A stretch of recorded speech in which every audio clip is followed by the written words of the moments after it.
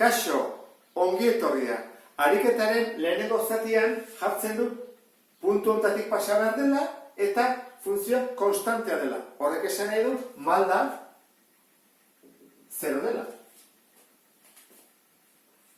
Bestetik guk badakigu hau dela isa, beraz isa da bat, eta hau dela i dela minus iru. Eta ordezkatzen badugu bere formulan i ze bada minus iru.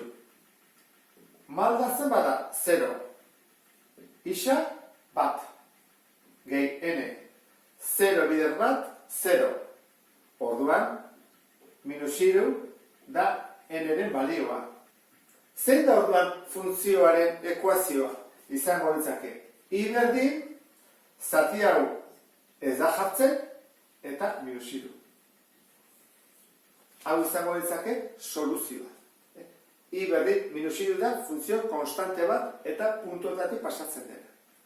Bigarren ariketak esaten du ea funtzio hau pasatzen den puntuetatik eta puntuetatik. Zer egin behar dugu? Ordezkatu.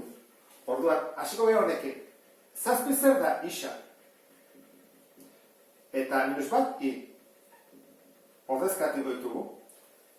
Eta atea bat du ezkerrean eta eskubiko atalean berdinean.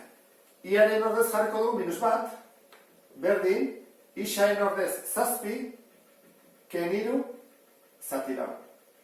Minus bat berdin, zazpi keniru, lau. Lau zati lau, bat. Berdina da, ez. Orduan, hemendik, puntu honetatik, ez da pasatzen. Oan guazen ikuste, bestea. Bestearekin ere berdina egingo dugu. Hau zer da? Isa. Hau, i. Ordezkatuko ditugu. Minus bat berdin, minus bat ken iru zati lau. Zen bat da hau? Minus bat ken iru, minus lau. Eta minus lau zati lau, minus bat.